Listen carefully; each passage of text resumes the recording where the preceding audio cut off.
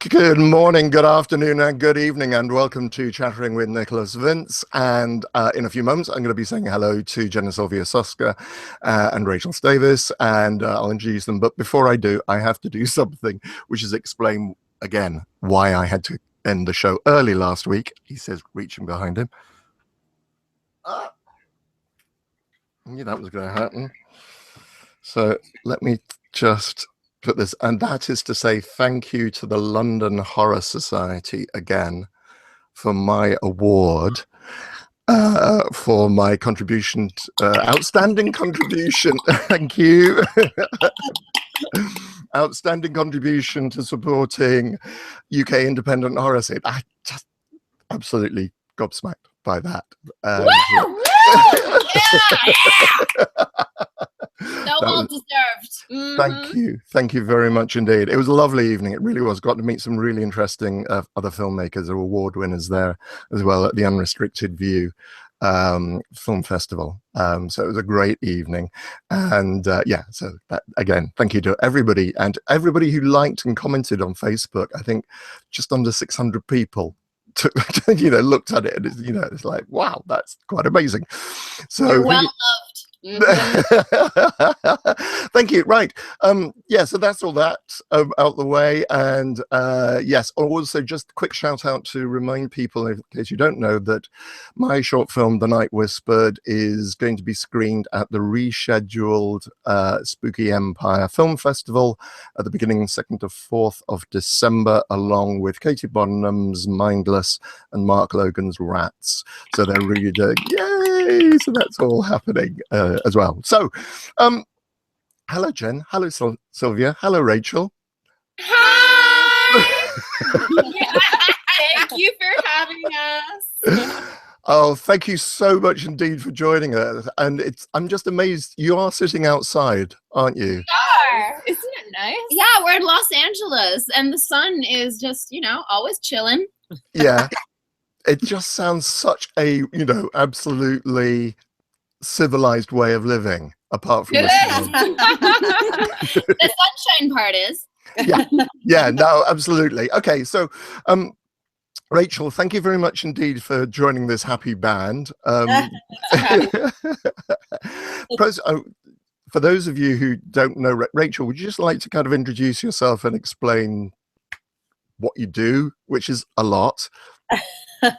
Well, I actually I write first and foremost. I started in comics and video games, which I still love, and I'm now more focused on film and television, which is how we met. Mm-hmm. And the thing that everybody wants to talk about anyway, because nobody cares about any of that, is the fact that I'm an exorcist. Like, you're right. Who cares? Whatever. As soon as you're Exorcist, though, they're like, okay, I want to hear some stuff. Right, pretty much. Yeah. Rachel, how long have you been an exorcist? When did you start doing that? Well, I've always been able to see what people call demons with my eyes. When I was a child, I used to see them all the time. And you know how kids are always like, there's a monster in the closet, there's a monster under the bed. People would come in and say, no, there's not, and there would still be a monster in the closet and a monster under the bed. So, as I got older, it stayed. I couldn't really get rid of it. So I just kind of tried to tune it out as much as possible, and then, tried to be whatever my normal life was going to be, which was a writer, which is not normal anyway. But, I came out here and now I do this. This is not normal anyway. But I don't know. It was like maybe 7 years ago now, maybe a little longer even, where I had a, slightly traumatic experience, and then it all came rushing back. I couldn't block anything out anymore. So it was either I'm a crazy person or I'm going to do something with this. So I chose to do something, and that's when all my fancy exorcisms started. Cool. And you said obviously you're an exorcist. I suppose the thing that we immediately think of if I say The Exorcist is a horror, is a film, is going to be a priest. Are you part of a particular denomination, or are you? No, I am completely I don't know. I can't say non-spiritual. That's not really accurate because there are spirits that are involved in exorcism when I do it. But I believe that what I do is actually a science. And I have a book coming out next year at this time with HarperCollins that will tell people a lot about this. But I believe everything works in frequency. And so that's actually how entities see and feed. And it's not really about Christ compelling anybody to do anything because, basically these beings, however you want to call them, demons, entities, whatever, they date back to ancient Sumeria. It's long before Christ could do much. So they just don't find him that compelling, some of them. They're like, it's compelling. I reject you. Not everything is Christian. No, absolutely. And there are lots of, which is why I was curious about whether or not there was a particular denomination or spiritual path that a religion, if you like, that you followed, or particular teaching. Okay, so right, so we've got Rachel. I'm going to coming back to you with other questions during the show, but we've got, in fact, I've already got them coming in via. Everyone who's watching, good morning, everyone. Thanks for watching. We'll say all of your names, and I'm glad you guys got churched out of the way early today. Yeah, so you can make it in time for the Church of Chattering. That's right. The only church that matters. The only church that matters. Sorry, I've just lost it over the idea of the Church of Chattering. Oh, that would be good. That would be good. Funnily enough, I changed my profile picture. A gentleman gave me a stained glass chatterer image. He redone the chatterer as a stained glass, not a an image, a painting, an electronic version. Just like, yeah, it's very, very cool. I like that idea. Well, we are, demons to some, angels to others, I guess. Angels to us. Always angels to us. Yeah. Thank you. Right then. Okay. Well, let me just do a couple of before we go very much further into questions. There have been some shout outs from people who don't necessarily want to do a question.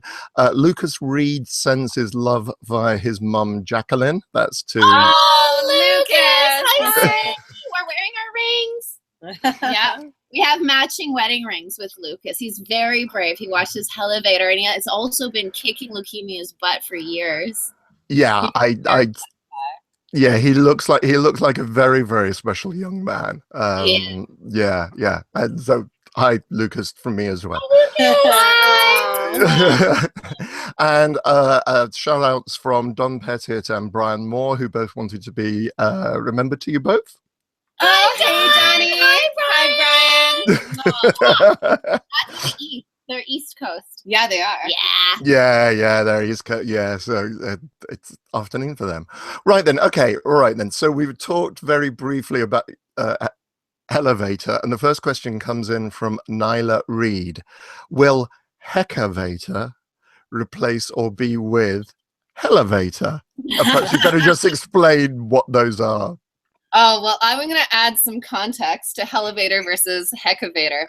Hellevator is our survival horror game show made by Blumhouse, Matador, and released through Lionsgate, and it's on GSN, the Game Show Network. And if you think you don't have Game Show Network, you actually do. You do. You do. A lot of people do. It's on your basic cable package. It's, I think, 132, 3, 4, or 6. And it's all on Hulu right now and Netflix, so you can catch up. Netflix. So that's our show that you have to be 18 or older to play. However, we have a lot of young under 18 fans, and I really want there to be a kids version of Hellevator that I've been dubbing Heckavator. Now, it's not in development yet, but if we keep, being rowdy about it, they say that kids, it's going to be mean if they're crying. I actually think kids are braver than adults by a lot. A lot. And they're fans of us, not the show. They want to make us happy. So they'll be like, I'll do this to make the masterminds happy. I think they're going to be so good that the adults are going to be ashamed. Ashamed. I think the kids will pick the rats off the ground and be playing with them instead of running and screaming. Can I keep the spider? That'll be the show. That'll be the new show. And they'll be like, can I keep you? Both go independently. I'd like to have a Hellevator, a Heckavator, and I want to go on the road with Hellevator. I want a Hellevator UK, a Hellevator Japan, a Hellevator Germany. And in those seasons, I'd like to emulate classic UK horror or classic Japanese horror. Yeah, that would be cool. I think Hellevator could go during spring break because we could do it instead of Pledge Week and be like, okay, you want to join the sorority? You want to join this fraternity? We're going to have, those weeks on Hellevator. A Hellevator teen would be good. Yeah. Yeah, no, absolutely. I'm still waiting for it to come over to the UK, but I know, sorry. it's okay. Trying to get it on Netflix UK. I don't know what's taking so long. I know. Too good. I keep checking for it, but yeah, it's just kind of like, really? Because it looks so much, well, I was going to say it looks so much fun, but yeah, it does look like fun. It looks like really good entertainment apart from anything else. Okay, cool. All right, then. So sticking with the Hellevator theme, for season 2 of Hellevator, was there anybody you genuinely, from the bottom of your heart, and sorry, this is from Keisha Williams, aka Kays Williams. So was there anybody, was there anybody from the bottom of your heart who you felt sorry for? Oh. Felt sorry for. I thought it was going the other way. I thought it was hated, and I was like, "Oh, that's Christine in the models episode, the one who flicks her hair back and forth. I hate her." That's the opposite of what he asked. Who I felt sorry for? I Go first if you have feelings, because I'm gonna have to think. I felt sorry for Marshall, and I also felt sorry for which girl was it in the Slacker episode? I didn't feel sorry for any of them. One of the Slackers. It was actually her birthday when she went on the show, and she had just. Was it Ashley? I think so. Or Keisha? One of those girls, and they were so excited to be on Hellevator. They loved the show, and considering what happened, I don't think they. I mean, we hugged them afterwards. They still won like $5,000, but it didn't go so good. Yeah, I don't feel bad for anyone. Get off my show. If you can't keep, stay off the Hellevator. Oh! What a bitch! I am. I try. And they ask who's the evil one. That one. She is. Or she is. I always say that one. Can't bring an exorcist anywhere. No one comes near me anyway. People are so afraid of me. So I think that works out. That's because you can see the most evil thing they did. Most people can't handle that information being out there. I guess. I'm used to it. Actually, Rachel, that kind of tunes into a question that came in for you from Konami Undead. Rachel, what scares you the most? You know, everyone asks that question, and I don't know what that answer is. Nothing. Like, literally, at this point, I feel like I've seen everything. What scares me is what I haven't seen. Let's just put it that way. There's something I haven't seen yet. I'm like, oh, okay, that's going to be something. Careful what you ask for, Rach. Maybe Stay Puft Marshmallow Man. That would be cool. Of course, you'd be into it. Yeah, absolutely. Cool. What's wrong with that? Okay, and last question about Hellevator from Kim Lehman. Hi, Kim! How did the idea come up for the 7 deadly sins to be the focus of Hellevator? And was the Inferno already planned, or did that come about as part of the 7 deadly sins idea? So on season 2, we got Daniel Soyseth and David Braun onto the team, and those guys are sick people. Yeah. And they decided that they wanted to bring a new flair. So Hellevator's kind of like American Horror Story, where we kind of change it up every season because we don't want anyone to know what's happening. So they decided 7 deadly sins. And I remember they started telling us that they've been researching serial killers. And they were like, and we're going to reenact their crimes. I'm like, wow, that is dark and evil. I love it. So it was good. Cool. All right, then. And so the other questions that are coming up, and again, Rachel, do feel, the question is for you as well, because these are the kind of general questions about filmmaking. This is from, the first one is actually from Topanga Mortal Temper. I can't say it. Mortal Temptress. Topanga Mortal temptress. Why can't I say this word? Early. Yeah, it's late for me. It's really late for me. How do you feel about young aspiring female horror directors? And she also thanks you for for getting her into filmmaking. But what do you think about young female directors? Fucking love them. I obviously am sexist in the way that every time there's a chick director, I want there to be like a sorority, like a girls' club. I think so often women are encouraged not to support one another. And if you see another woman succeeding, you're like, oh, well, that was mine. Now she took it from me. The thing is, there's so much opportunity out there. It's just women have been kind of trained to fight each other, which is really silly. So for me, every time I meet new women directors, I'm all about paying it forward and giving them advice and things like that. But at the same time, I think we all need to stick together, because I see people getting a little bit of success and then being like, oh, well, fuck that bitch. No. Yes, that bitch. That girl has been working her ass off. There's enough for all of us. We just have to be like, yes, queen, go out and slay as much as possible. Yeah, I really feel there's an underrepresentation of diversity in directors. I think there are a lot of white male directors, and let's just admit it. I mean, it used to be way more sexist, way more racist. It's not like not sexist or racist anymore, but it is getting better. It absolutely is getting better, the election aside from any other points like that. But the DGA recently said that under 4% of hired directors are women. And, I think the big issue here is people hire their friends. I mean, you hire the person that you know, and it just happens to be like, well, this guy's done all these movies. Yeah, because this guy gets the opportunity to do all these movies. You look at female directors, and you never hear the story of, hey, she made one film or she made no films, and now she's doing a $300 million superhero film. I want to have that story happen one day in my lifetime, whether it's me, whether it's some other chick. I would love it to be with, not just a female story. I feel that now we're kind of overcorrecting, where if it's a female character, only a female can say it. And it's like, I'm a woman. I can say a man's story. They're all around me. I've been studying them for years. I would love to be able to do that. So I think it's amazing that there are so many young female aspiring directors, because we need more voices. We need more representation. And I'm not going to say boohoo, it was hard when I started, but there are a lot less of us when I started 10 years ago.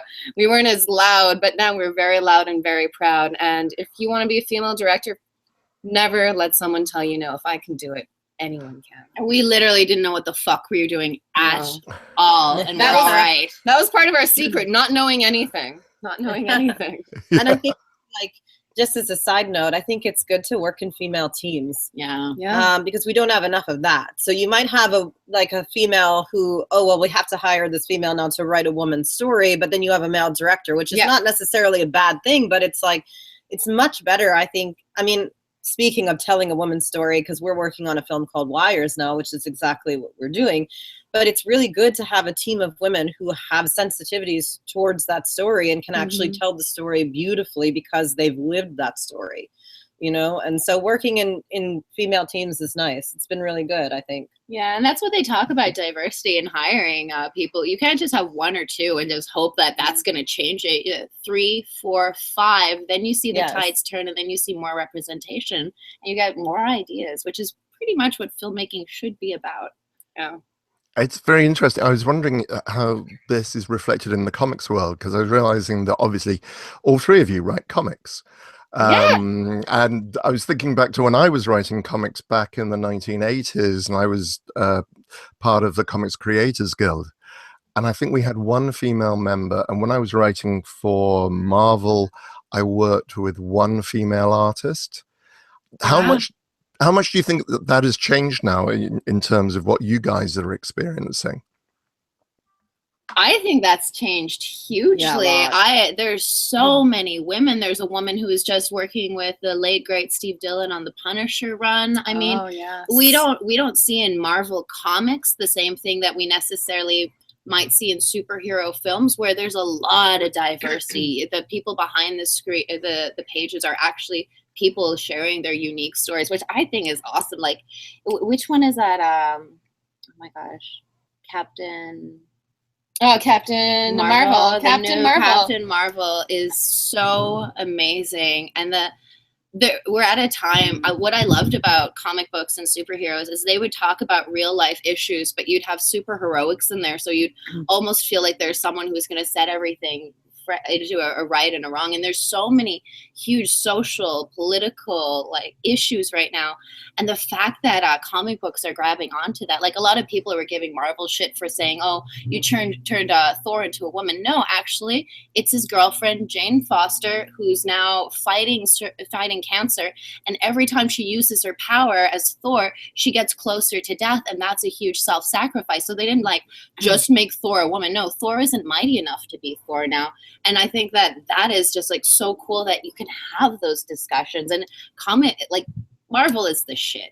Marvel is the shit. They have been doing this for a really long time, and I feel it's a really cool place because it has to start somewhere and it'll trickle down. So eventually, I mean, you can look at like what Jimmy Palmiotti and Amanda Connor are doing with Harley Quinn, and that's just such a great character. I think you might super feminist run. Super feminist run. I think that you're going to see that more reflected in like even the movie too. So I think it starts at the source material, but it has to trickle out more. And you're also getting a lot of people behind the scenes that are female now too. Yeah. You know, female editors. A lot of people who are kind of running the show back there, who are, you know, loving the diversity as well and have been hired in to promote that. So it's been good. I've worked with a lot of great female editors. Very happy about that. Okay, cool. All right then. So that's really interesting. I think one of the things that's coming in now in terms of the questions is about filmmaking. Okay, and before we move on to Rabid, just got a general question from Paddy Murphy. Hi, Patty. Actually, two general questions from Paddy Murphy. That's too many. No. Cut off.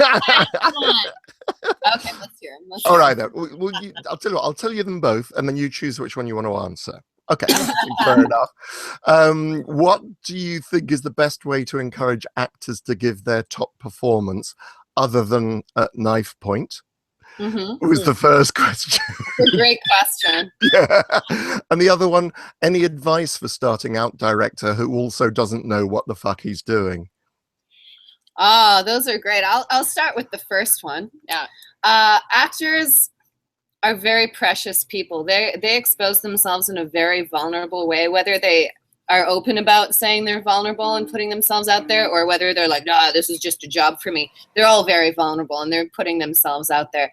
Every single actor works in a different way. The best thing for a director to do is don't worry about during the audition process, see if they got their shit, watch them on the monitor, but sit down with them, actually create a relationship, because the director-actor relationship is so beautiful. And if that actor trusts you, they'll give you the best performance. But not everyone works the same way. Some people just need like a, hey, do this, or hey, it's like that, or you need to punch this one word more, and that's it. And then there's other actors that are like, okay, so when you were 5 years old, your father didn't let you have a puppy, and you have this kind of adversity towards men, making them seem like dogs for you, and that's why you're it's different for everybody. So once you crack how your actor likes to work, and ask them, be like, hey man, how do you like to work? First thing I ask every actor, how do you like to work? And be like, blah, blah, blah, blah, blah, and be like, okay. Or I'm like, yeah, I don't know if I'm getting it from you when you do that. Also, I'm lucky there's two of me. If an actor is shitting the bed, Sylv will be like, can you do something? This guy's an idiot. And I'll be like, okay, and I'll come over with that. Well, we got that. I've never said that to anyone. No, never. But then you come over and you're like, let's try this a different way, because we've got that already. And, never make them feel like assholes. Just be supportive and loving. And then when they're gone, say they're assholes. Yeah. Patty, you never know what the fuck you're doing. I've been doing this for 10 years. I don't know what the fuck's going on. I'm shocked every day I'm on set. I'm shocked every day anything good happens. And when bad things happen, I'm like, oh, that's par for the course. Yep. Don't give up on yourself. Be undeniable, because there's something unique about you that nobody else can say from your perspective of how you see the world. Put that into your work. And also social media, man. Like people are good. No company is going to give a fuck about you film as much as you. go online, Twitter, Instagram, Facebook, and put it out there. Be polite to people, because like when Dead Hooker first came out, half the people who saw it was like, "This is a fucking joke," and I was like, "Thank you for watching it," and then they were like, "Oh, okay." So it starts slowly. Don't think success is going to come right away, but success is doing what you do and loving it. Money, I mean, if you want to go into, there's so much better ways to make money. Like filmmaking, honest to God, you really have to fucking like doing this. Like, honestly, man, like, I'm being real. Follow your stupid fucking dreams, Patty. Follow your stupid fucking dreams. We need shirts that say that. I followed my stupid fucking dreams, and here I am in the sunshine with an Exorcist. I won. God's lighting changed. And I think that this leads into some of the next questions I'm getting, which is about Rabid. Ooh. Steve Zarebski asks, which actress do you hope to cast as Marilyn Chambers' iconic Rose in your remake? Hi, Steve. Hi, Steve. Oh, that's a question I can't answer, because then you'll know who I'm looking at, and then I can't tell you yet because I need to do a fancy press release. We're casting her right now. So I'm horrible at keeping a secret. So if you really, really, really, really want to know, keep an eye on who I follow on Twitter, because it's 666, and as soon as I lose someone, if I'm casting someone, they'll pop up for a couple of days and they might disappear right after. But that's a really good way to spy on me for casting. And I also sometimes post up like random clips of stuff for people I'm actually working with or casting or something, and I just put that up to see how people react to them. So keep an eye out. But she's fabulous. She's utterly fabulous. She's the best. She's an extremely talented actress, and I'm really excited that we even get the chance to work with her. Maybe. Oh, brilliant. Okay, well, keep fingers crossed for that. And this is a question for all three of you, and this comes from Matthew Solomon. Hi, Matthew. Basically, is there, and we know about Rabid, but is there any film that you would be a dream shot for remaking? Is there any film that you think, okay, this is something and again, yes. What mine is. I'd remake Deadpool 1.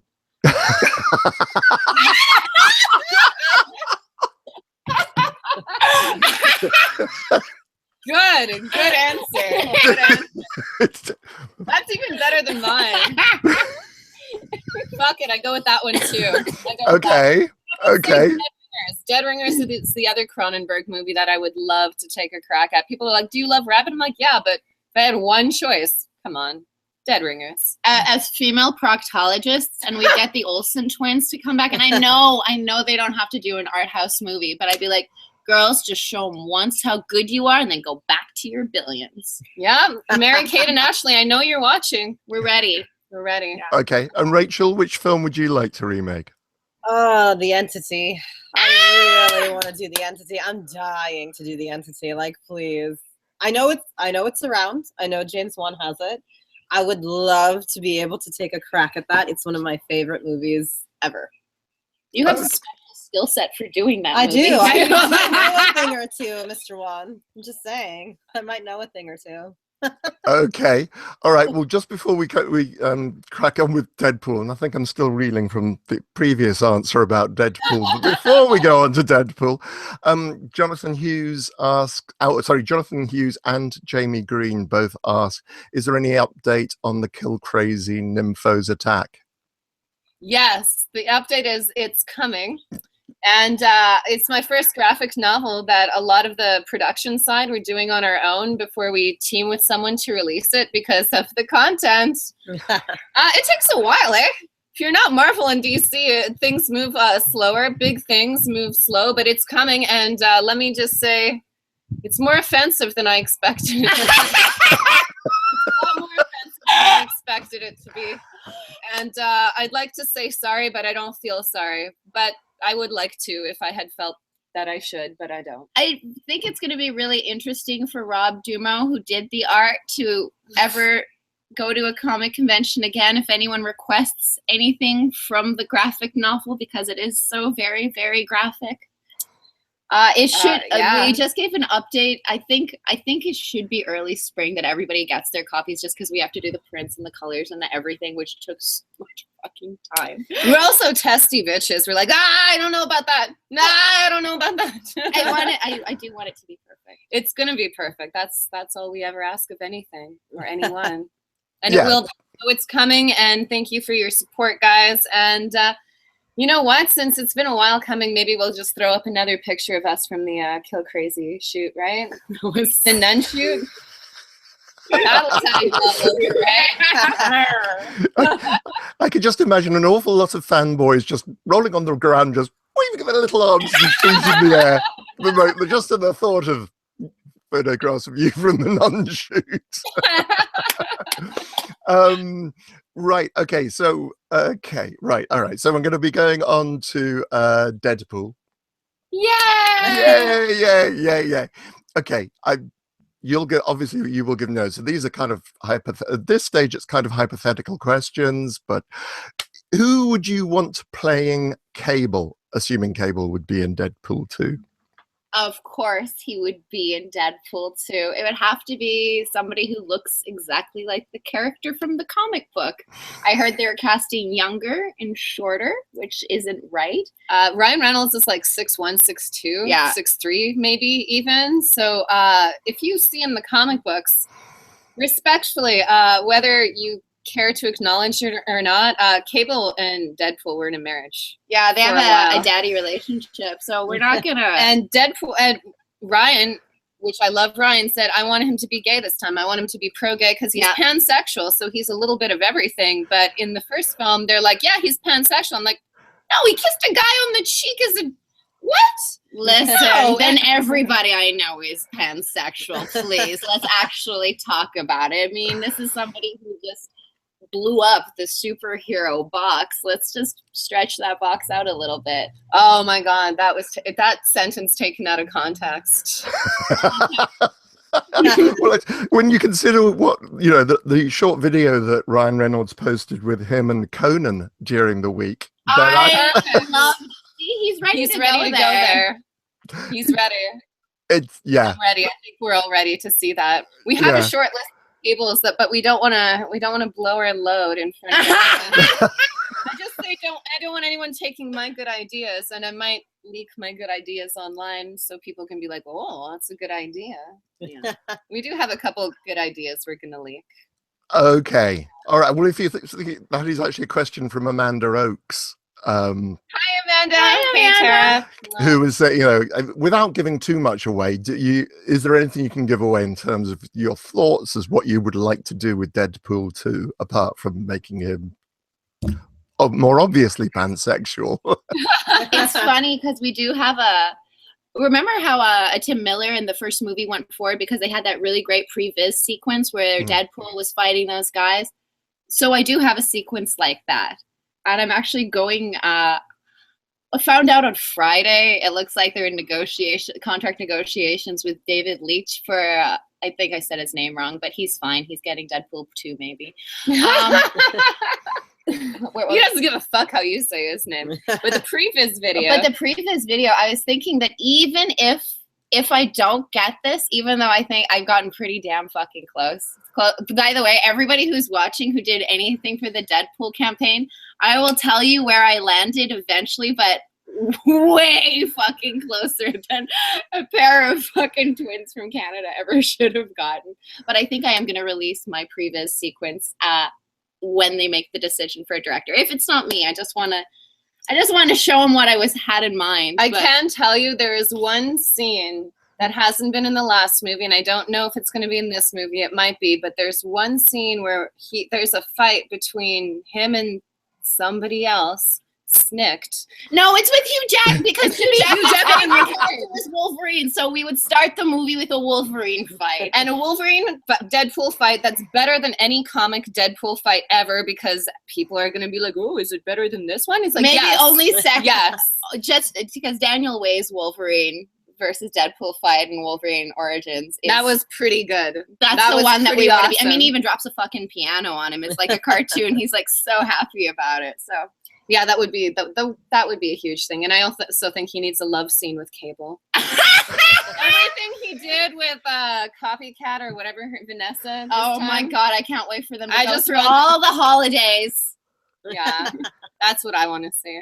Okay, well, and Craig has just snuck in a very quick question, and his quick question is, what about Spidey Pool? Oh, Craig is a very wise and beautiful man. I understand. he knows. Love triangle. I think that's Deadpool 3, definitely, right? Yeah. And the cool thing is, you know how there's kind of like, there's Fox Marvel, Disney Marvel, and Sony Marvel. And then there's Universal that owns Namor for no reason, as far as I can tell. I think it's going to be awesome. James wants the shit. But That's Aquaman. is it? Yeah, Namor's the other one. Who's directing that? Nobody. I have no faith in Again, it for then. no reason. Hey guys, we're available. We're available, Universal. But it's cool because Ryan Reynolds is friends with all the guys in Disney Marvel, and I think they're gonna start, like, despite everything, I think they're gonna start connecting. I mean, Sony, Marvel's gone together, so I think probably a third one you can get a little bit of Spidey Pool. But everybody knows Spidey Pool. I mean, it's like peanut butter and jelly. You just see those guys and you want to smash them together. Spidey and Cable. Sometimes Deadpool wants to be the big spoon. Sometimes he wants to be the little spoon. That's just how it goes.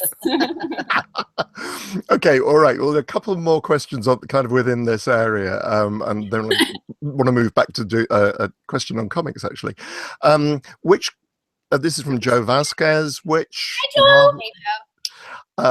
Marvel character who is not yet on TV or in film would you like to bring into the universe on, film and TV? So which Marvel character who is not yet on TV or film, and again, this is for Rachel as well, which Marvel character would you like to bring into live action? That would be Marrow. Ha! Nobody even remembers Marrow. I know Mara. Mara. She's next man. Yes, Storm she could took pull her her out. bones out. Was freaking awesome. She was such a cool chick, and like very limited run on her. Like, she was around for some time in the 90s and pretty much forgotten. And every now and again someone brings her up, but it would be so awesome to see her on TV or film. Like, she's so badass. She's such a badass chick. Okay, anybody else, girls? I would. Oh, I've had mine from the beginning. I know. You know. Oh, who mine really? is. Hit it. Daken. Oh, yeah. Daken, Wolverine's badass pansexual son that has pheromone manipulation abilities. I know when I first read, I'm like, oh, he's a badass son. He's so good. The fact that he's Wolverine's son is the least interesting thing about him. He's just such a shit. He's just such a shit. He's very Machiavellian. He's just a miserable motherfucker. But he's one of those villains that you're like, oh, be worse. I love you. That's only you. No, it's me. That is only you. Everybody watching loves him too, right? Right? Everyone watching loves him too. I'd love to do She-Hulk because we Aw. do so much body horror, and she deals with such interesting issues of feminism, especially because she's so huge and she kind of acts like Tony Stark, but people have her in this kind of gender box that a woman can't act like that. So I thought it'd be, and she's a lawyer. I mean, like, she's just so many cool things all mixed into one. I would love to have an opportunity with her because that would be interesting. Who's got her? Oh, Disney, call us. I think it'd be really, really interesting to see She-Hulk. Yeah. I remember I must have read a few of them, but I remember the covers, and she's just such an amazing looking woman. Oh, yeah. You know. Isn't she fantastic? Yeah, There's I a mean, great panel where her and Tony hook up, but he has performance issues, and she's just in bed beside him with her hands behind her back, and they're just talking about it. Like, this is a great comic. This is so weird. Make mine Marvel. yeah. Okay, cool. So, and yes, and Derek Neal was asking a similar sort of question about what characters, and I think we've kind of already answered about what characters. Hi, Derek. Yeah. Okay, so coming back to comics again, this is from Danielle McKinney, and again for Rachel, obviously, as well. When writing comics, do you write a full script, or do you write the plot, send off to the artist, and then add dialogue? Oh, well, the way that we write comics, and I've never even asked Rachel how she does it. You write panel by panel. You say what the shape of the panel is, like it's a splash page or it's a one across, kind of like the Venetian blinds, the same thing, but something happens differently in the same like setup frame. I think if you read comics and you watch movies, it's easy to set up those panels. But you write in the most important thing, like he stands there with a shit-eating grin, with a saucer of milk or whatever, and you just put on those descriptions so the artist knows what's the most important thing happening in there. And then you put in, this is the person speaking, and next to it I'll say either a whisper, either shouting or normal if the blocks are different. And then you write the little font of what they're saying, and the exchange is kind of like a little script beneath those. So there's the panel shape, then the description of what's happening in there, and then boom, boom, boom. One thing you can't write for a comic is he can never catch the ball and throw it back, because those are two panels catching the ball and throwing back. Unless he catches it and he's spinning in a whirlwind like Thor or something, but it just...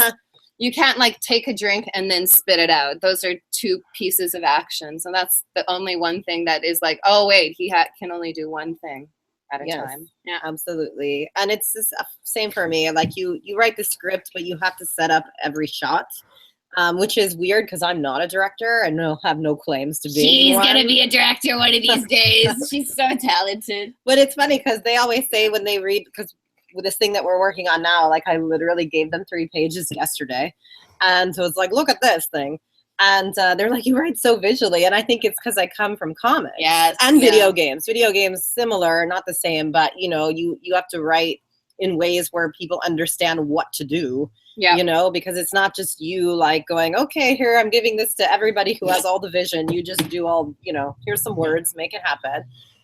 With an artist, it's, you know, this symbiotic relationship where you have to show them like, this is the thing that I want. And then sometimes they even come back and go, you know what though, I'm going to draw it like this and it's going to look much fucking cooler like than I said. You know, so I'm like, oh yeah, that's way better. That's a lot better. Thank you for that. You know, but I even know people who write comics who actually don't, they have such a relationship with their artists at this point, like especially those ongoing ones where they're doing these things together constantly, where they don't even tell them what's in the fight scene anymore. They're just like, here's 5 panels of fight scene, and the artist just runs with it and makes their own, and it's pretty cool. Sometimes that comes out well. I mean, I've always dictated all mine because I'm like a control freak and I have to tell you this is what I want, but some people are like, no man, it's a fight scene, make it happen, make it rain fight scenes. Okay, that's very much how I used to do it when I was writing exactly the same thing. It's a fascinating process because it is so backwards and forwards, and you really do have to work very, very closely with your artist in order to do that. Okay, cool. So there is a quick question. There is a question about, I'm going to move it up. Rachel, this is specifically for you. You mentioned you were writing a book that's coming out next year. People are asking about what the sort of timescale is, and what's the title of the book? Well, that's hilarious. We don't have one yet. We were actually I was on the phone with my editor on, I don't know, whatever day it was, Thursday, and we were just discussing, we don't know what the title of the book is. The working title of the book is Possess Yourself. We don't know if we're going to keep it or not. I like it. People like it. We're just like, I don't know if we're going to keep it. But yeah, it comes out next year, right, you know, Halloween-ish time, since it is a book about exorcism. But yeah, it will tell you all about whatever the hell you want to know about exorcism, pretty much. And it will also teach you how to identify if you have entity and what to do. You know, what are some things you can do if you can't get to me, you know? Interesting. Okay. All right. So kind of I hate to use the phrase, but kind of a self-help in a first instance. I mean, technically it's a memoir, so it'll be like, why the hell you should listen to me in the first place, and then what to do once you've decided you can listen to me. what to do next. Okay, all right. Well, I meant to say earlier on, Rachel, when your book comes out, I'd be delighted to have you back on the show to talk about it further and talk about so we can really properly explore this subject, because it sounds fascinating. There's so much information about exorcism and what people think it is versus what it is, and movie style entities versus what most people carry with them. It's a whole process. Yeah. No, I mean, it sounds absolutely because it's such a powerful belief, and I think very important in very many people's lives as to how to deal with these things and so on. Okay, well, we'll say Halloween next year. That sounds like really good timing. Yeah. Yeah. Lots of stuff for you. All the stuff. Coming out, Lady Exorcist. I'm coming out of the closet next year. It's going to be fantastic. Out of the closet. I think it's really important to announce that kind of thing in advance, just to help people prepare for that kind of announcement. Prepare coming. Coming. Next year. I'm not coming out of the closet, but in about 3 months' time, that's when I'm going to be coming out of the closet. Yeah, I think that's very important. Very sensible. It's a closet. You have to tell people ahead of time. Okay, all right. So, right, I'm getting lots of questions coming in.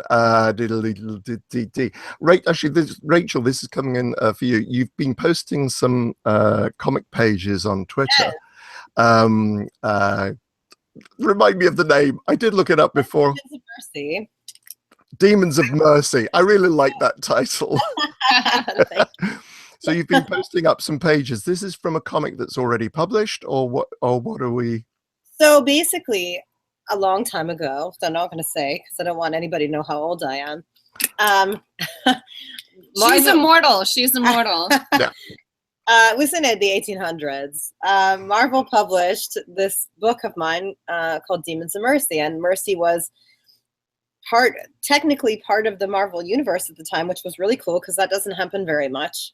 Normally you're coming in to do characters that are in existence, because there are a lot of them, but they kind of allowed Mercy into the space, which was really cool.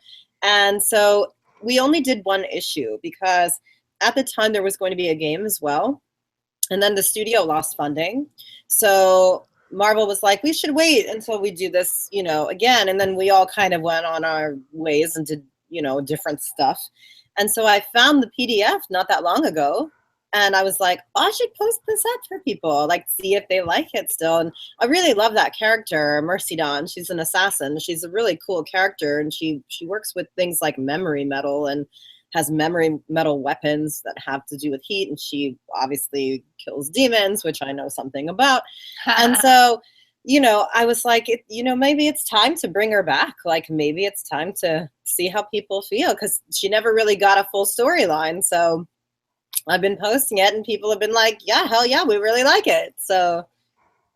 Oh, cool. Yeah, no, I've seen this. So if people follow at RH Stavis, Yes. You've been they follow you there, and then just track back some of the pages. How many pages have you published so far, or tweeted so far? I think there's been nine pages, something like Yeah. that. Yeah, and I actually have to post a double page today because I totally was nowhere near technology yesterday, so I did not post the page yesterday. But it's the first day I've missed since I started. So even God had to rest, Rach, on Sunday. I'll do it today to make up for it. It's a really nice idea, actually. I'm gonna take a note out of your book, and there's a particular there's a 5-page short comic story of which I did a long time ago, which I'd really like to share with people again. So I fun, and people have been responding so well, and telling Marvel how much they like it, which has been really nice. And I haven't, to be fair, I've been not doing comics for a while because it's a big transition. People don't know this necessarily, but going from comics and games to film and television it's a process. Oh yeah. That transition is not simple, and it's not, oh yeah, that's cool, just do it. It's one of those things where you're like, oh, okay, now I'm moving into this. So because I was doing so much of that, I actually neglected my comic side for a while. So I was like, oh, I miss it. Let me put some stuff up and see how it goes. And it's been going really well. Excellent. Yeah, I look forward to seeing the rest of those. Okay. Thank you. Right. Okay. So now I've got some general questions again. So please dive in, Rachel. This is from Stitch Maze. And obviously, originally I received this before we knew that Rachel was joining us. Hi, Stitch! Hey, Stitch. So have you always been twisted? I don't even consider myself twisted. This is normal. Isn't that normal? I thought American Mary was a romantic comedy. I just think the world is just weird with their labels. Yeah, Dead Hooker in a Trunk was our version of Weekend at Bernie's. Yeah, so I guess we see the world slightly different than other people do, but that's nice. And by your definition, then I guess yes. I guess I just have not been meant to live in this world. I should live in one of Clive's worlds, obviously. I'd be normal. I'd actually be boring in one of Clive's worlds. Take us to Aberrat. We're ready. Oh, yeah, I don't want to be here. If I could go to Aberrat, bye, world. Mwah. I deeply understand and identify with that sentiment. Well, considering you always saw demons, I guess you didn't really have much of a choice. Yeah, I'm like, whenever someone asks me that, I'm like, I destroy fucking demons. I don't know. Like, it's normal for me. That's an everyday situation for me. So You're kind of like an exterminator in that way. Yeah.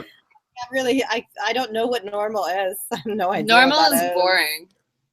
Yeah, I remember doing a play when I was at school. Was basically, normal for me is completely different from other people's normal, and once you realize that, it's good. It's good. Yeah, you have to find your own normal. Basically, why would you want to be other people's normal? It doesn't make any sense at all.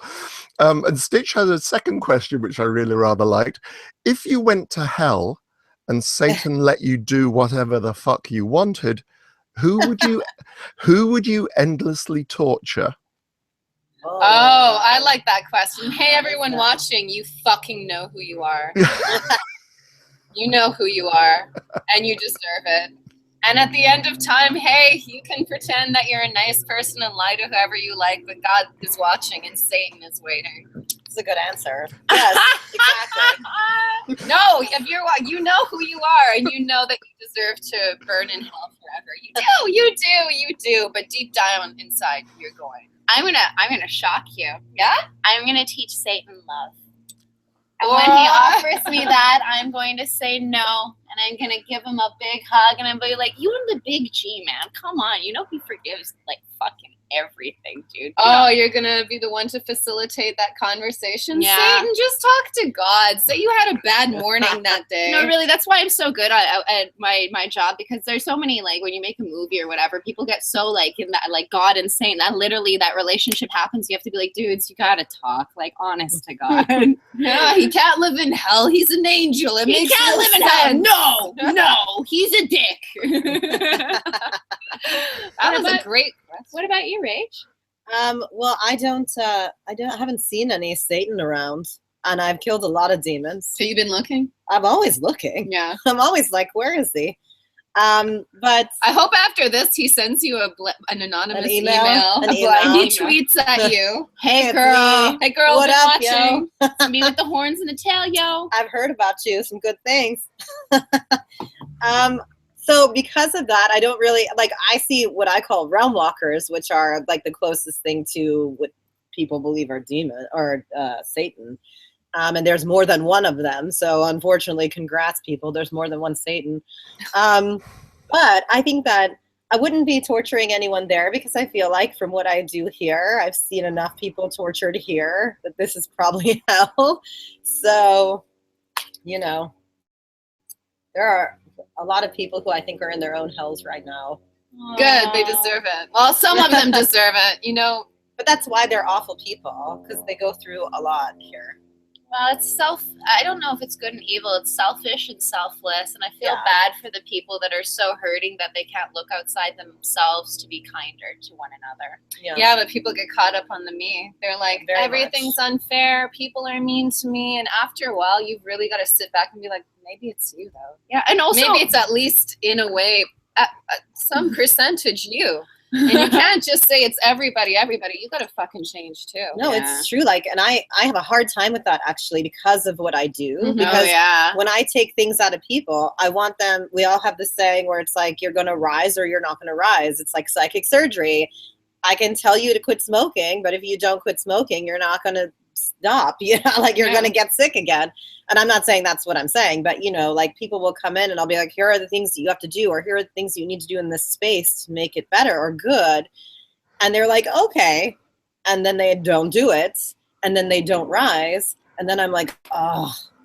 But you have to look at it like a doctor. You did the surgery. If they decide to pick at their stitches and finger the hole, that's their problem. That's their not you. problem. I can't keep fixing you bitches. Again. Well, She does, though. Yeah, no, I think that's, it's a very interesting question and answer, is because basically, if you constantly say, oh, I am the victim, then you're powerless. If you constantly say, it's them, it's not me, then you are completely without power. You've just handed over all your power and your ability to change anything to somebody else, some nebulous thing, some other, once you actually say, okay, I can change this, even if it's some small way, some particular day, each day, then you actually have the power, and then you actually do see things change. But also, I think the really interesting thing is, I love the word encourage, because I think, to me, this is where you give somebody courage. You give somebody the courage to change, and that way people can grow. And you've just been saying, there's an awful lot of fear around in the world. We've seen it in my country, we've seen it in your country, and we've seen how people can so easily exploit it to get power for themselves. So I think, basically it's about overcoming fear, and however we can. Okay, brilliant question. Thank you very much. And brilliant. You are an angel. Who would say you were a devil? What did you say? Demons to some, angels to others. It's the same thing, as far as it's purely a question of perspective, guys. Okay, and again, and following on from that question, actually, this is from Jordan Malandro. Again, for everybody. Hey, Jordan. When you feel you are going through really dark times, where do you turn for hope and motivation? Oh, that's an incredible question. Especially in this industry, there's a lot of highs and lows. I feel that you pay a certain price to do what I do and Sylv does and what Rachel does. And that means you get the highest of highs and the lowest of lows. But when you start to go low, you need to bring yourself back up. You need to put on some music. You need to stop and think about the things that you're grateful for and really feel your gratitude. Like, I'm grateful for my sister. I'm grateful for the people that watched my movies. I'm grateful for anyone that said, hey, your movie meant enough in my life that my life is less shitty because of what you do.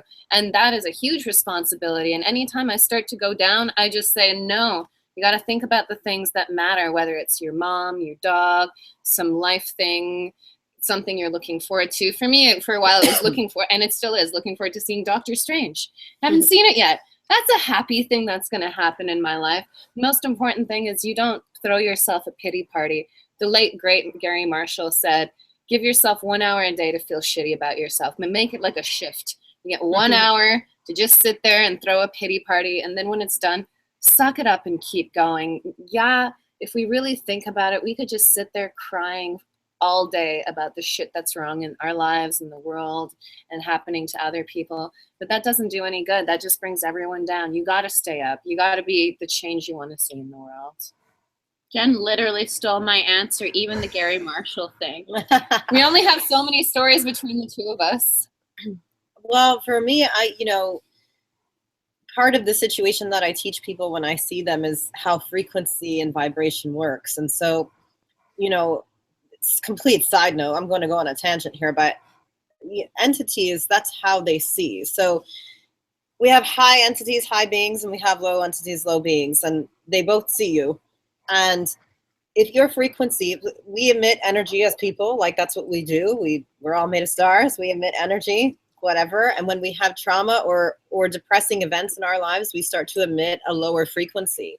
And we're not taught how to fix that. We're not even taught that it happens or to acknowledge it.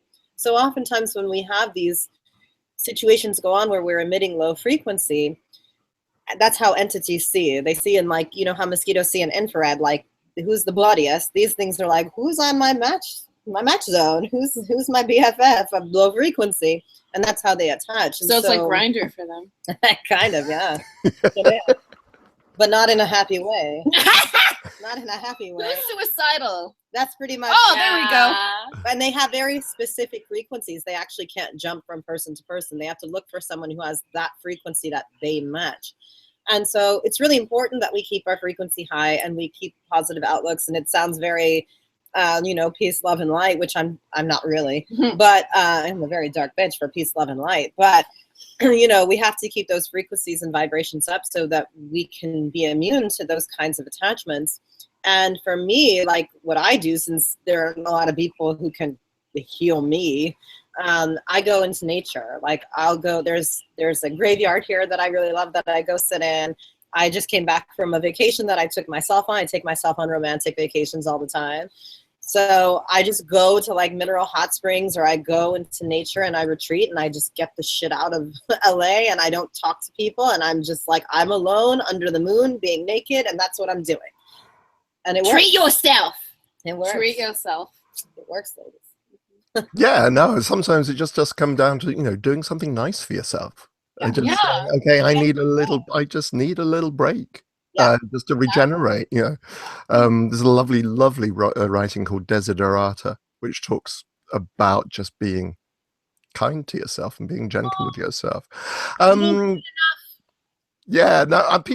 Because we have such turned on lives all the time. You know, we constantly Twitter and Facebook and so on. You feel you might be missing out if you leave Facebook for 2 or 3 hours. You might have, you know, missed something in your street. It's a very, very high pressure world we live in. Okay, so Vicky, we're coming to the end of something. We've still got lots of questions, though. I know we're kind of on a time scale here as well. So I don't want to push this too far, but I'm going to get in the last 5 minutes, 5-10 minutes. Vicky Begley asks. Hi, Vicky. Sorry, Bagley. Vicky Bagley. I do apologize. I know you travel a lot for work, but when you travel for fun, is there anywhere in the world where you haven't been yet that you would like to go? Wow. Jennifer and I would absolutely love to go to Budapest in Hungary because we're Hungarian. I've never gone back to the home country. I know Jen's obsessed with Japan. I want to go to Japan. Somebody told me the other day that the Twisted Twins are really big in Japan. I've never been, so I don't know, but I'd like to go there and just be queen. If that's okay. If anyone in Japan is watching and knows how we can facilitate that, just come over and we'll just continue doing this and just be queen. Yeah, Japan. I think Hellevator in Japan would be a total, like, that would be one step away from, you know, Hunger Games. I think in North America, people are still like getting us. In Japan, I think they're like, and in the UK, y'all liked us before anyone else. They're like, oh, I'm gonna bet on this pony, and you guys are just sitting there like, yep, yeah, I saw it, dead hook in a trunk. But those are the same people that see Peter Jackson with Dead Alive or Sam Raimi with Evil Dead, and they're like, oh, I see something in this passion. Yeah, so yeah. I really want to go to space. I don't know if that counts, but I just would love to do space travel as well. And back to Clive, I want to go to Aberrat if that's even an option. If I could just go there instead, that's cool. 616 Marvel, I would love to live in. Oh, yeah. More than this. Alternate realities. There are so many better I'd like to go. What about you, Rach? Weirdly, I've never been to Hawaii, and I would really like to go. I know, it's really strange. Us either, but... Oh, yeah, I would really like to go. Oh, it's a very haunted place. Oh man. Lots of restless spirits. You're just work with you. No, I just want to Fine. hang out with them. I don't have to do anything with Can them. we I see a just hang out. volcano? Is there a demon in the volcanoes? There's gotta be. Let's go find a house. Oh, Good that sounds, yeah, now that sounds very, very It interesting. sounds like a Docuseries. It sounds like a series, right? We Yeah. just take Rachel, she finds demons, educates us about them, and we're like, Ooh, that might be happening. Okay. Okay. Well, there's as I said before, the last two questions I'm going to ask you will be about appearances and current projects. Before we get to that, this is from Aaron Smeltzer. If you had to live in one of the movies you made, which one would it be? Oh, American Mary. I love those guys. I could live there forever. Damn it, I'd say American Mary too, but I need to make better worlds for people. I need to make happier places. It was happy. It was. Was it? She was happy. She finally got her last statement on the world. I mean, Yeah, everywhere else is just so much more violent. I guess I'd have to go there. Where am I going to go? Tease for torture porn land where the tentacle shit happens? I think she'd like you, Yumi. Oh, yeah. Or See No Evil 2 land, so Kane can just stab me to death. I'm a Catholic. I'd be good. I'd be good. It's interesting, actually, thinking about American Mary. Sorry, Rachel. Somebody asked earlier, and I do apologize, I've missed your name, but somebody was asking, have you actually done suspension yet? Any of you? I think I've been very adamant from the beginning that I would not do it. And it's not because I don't think it's a beautiful ritual. I'm just one of those people that I'll go to the party and be like, I'm done. I'm leaving. And when I'm hanging by hooks from my back flesh, there is no, I'm done. It's over. I'm leaving, because they need to slowly lower you down. And then it's just, no, I'm just too easily frustrated. I would not be happy. I with watched Tristan do one, and it was Yeah. really cool. And even though Jen doesn't want to do one, maybe when I'm 35, I can do it just for my like, look at you. That's like less than 2 years. That's like a year and 4 months. Are you mad? Are you mad? I'm fucking crazy. Everyone knows that. I'm fucking crazy. And Kim Lehman asks, Jen and Sylvia, how did it feel seeing Slash wearing a dead hooker in a trunk t-shirt? And any chance of getting Slash to help with the soundtrack for Rabid? You know, if we get Deadpool 2, 3, 4, or we remake 1, I'm going to ask him to help us out with the soundtrack. Let's see David bring that kind of fucking merchandise along. I just saying. Just saying. I don't. It depends on how Rabid goes. If I would ask, but I don't know if Rabid is the right film, respectfully, for that.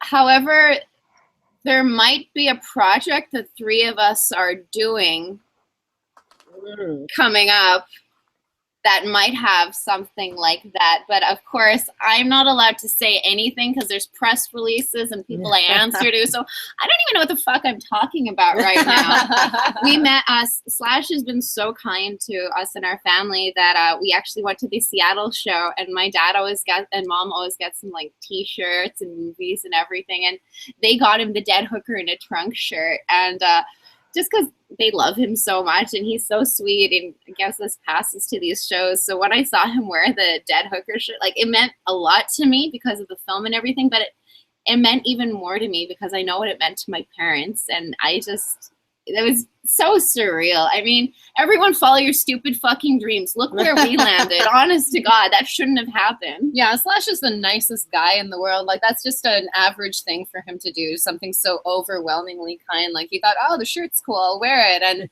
he ended the North American tour wearing that shirt. I didn't even know until my phone started blowing up. And they're like, Slash is wearing a dead hooker shirt. I'm like, oh my God, really?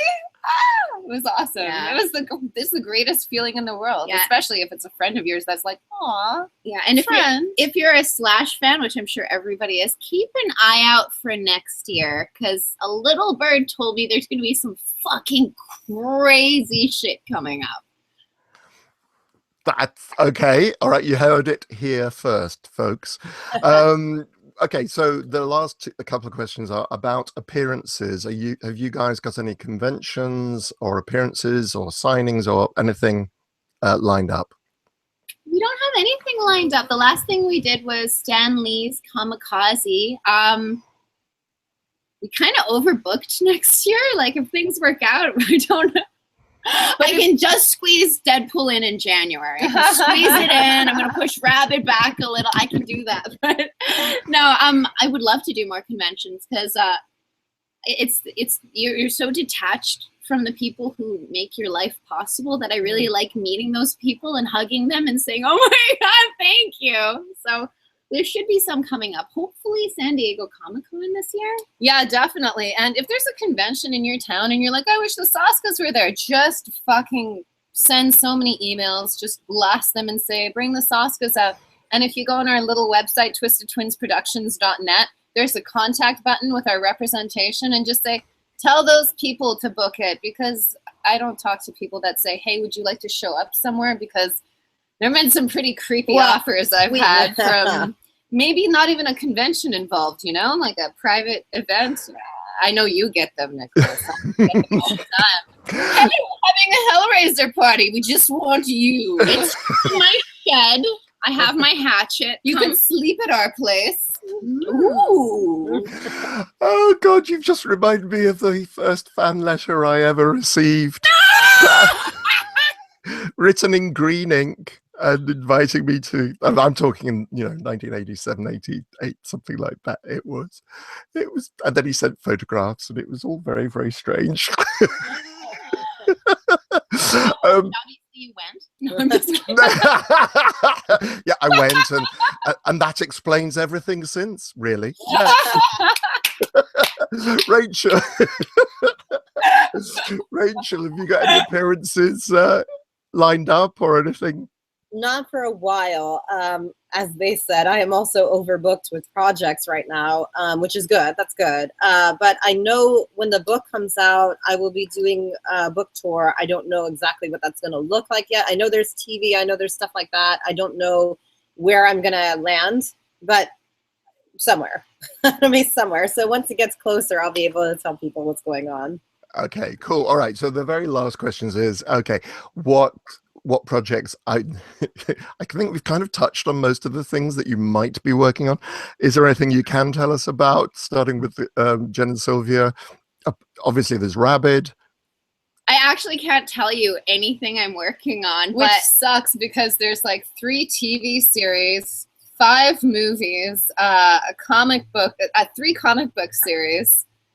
But those sound like we're really busy and exciting. I can say that one of the TV series is off a classic horror thing that's one of my favorites that I'm very excited being part of, and she brought us for it. So that's super vague. And the comic book that we just sent in the pitch for yesterday might be my favorite character ever.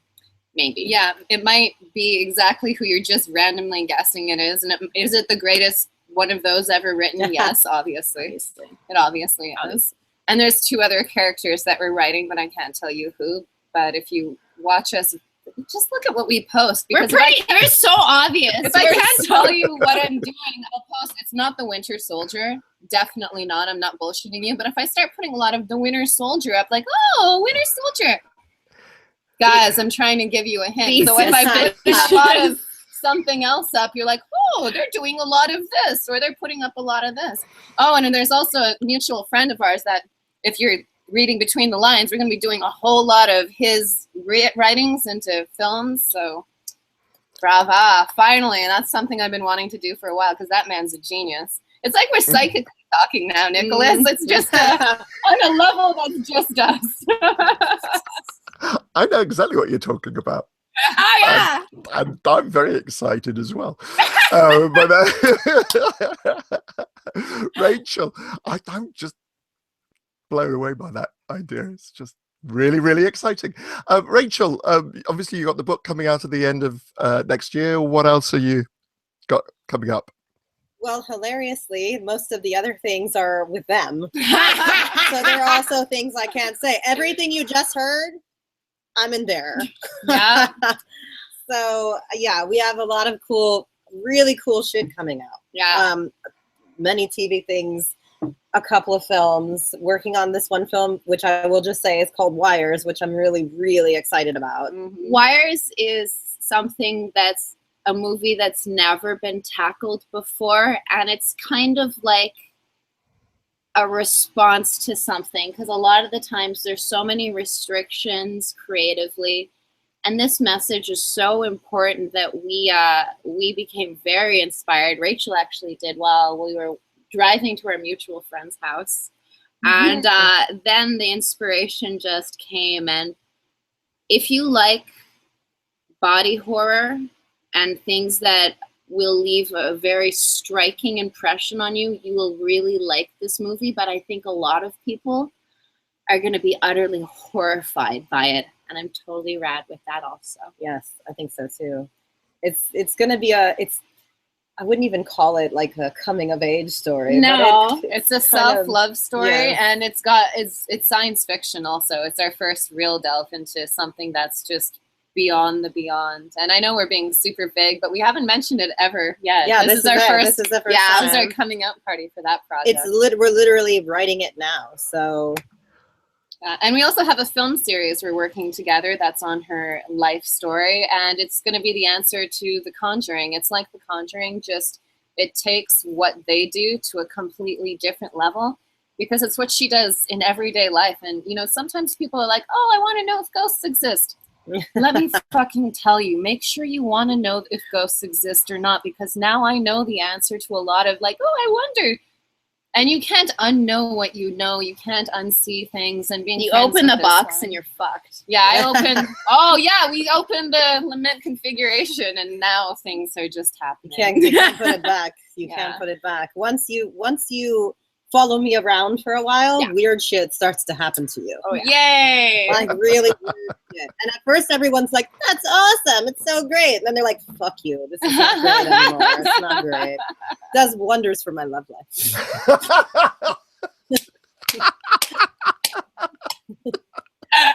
Wonderful, wonderful. Okay, all right. So I need to end this show. I know. It's just, and actually, having said that, I just managed to minimize you so I can't see you. That's brilliant. Okay, yeah, my machine's deciding to do its usual thing of hiding windows. There you are. There you are. Okay, cool. All right. I'm going to thank you very, very much indeed for joining me. This is Thank you for having us. This is my favorite show. Thank you. Thank you. I want to surprise you one day while you're doing a show just to come in the background, and I'll be there. I'll be like, Nicholas, guess who's here? Well, you'd be welcome. You'd be terribly welcome. That would be absolutely amazing. I'm so glad you got my letter that I wrote in that green pen too. And I didn't recognize you because you don't have a moustache now. That's the tell. Yeah, or bald, or be a 45-year-old man. Yeah, no, absolutely. Bless him. I really hope he's happy. But yeah. Right. Listen, Rachel, Jen, Sylvia, thank you very, very much indeed. I'm going to end this show now because my machine's doing all sorts of weird things, and I'm beginning to wonder if it's going to record properly so that people can watch it on afterwards. Ladies and gentlemen, this has been Chattering with Nicholas Vince. I have been chattering with Jen Sylvia Soska and Rachel Stavis, and this is now time to say goodbye, farewell, and yeah, whatever. Bye. Bye, bye, bye, bye.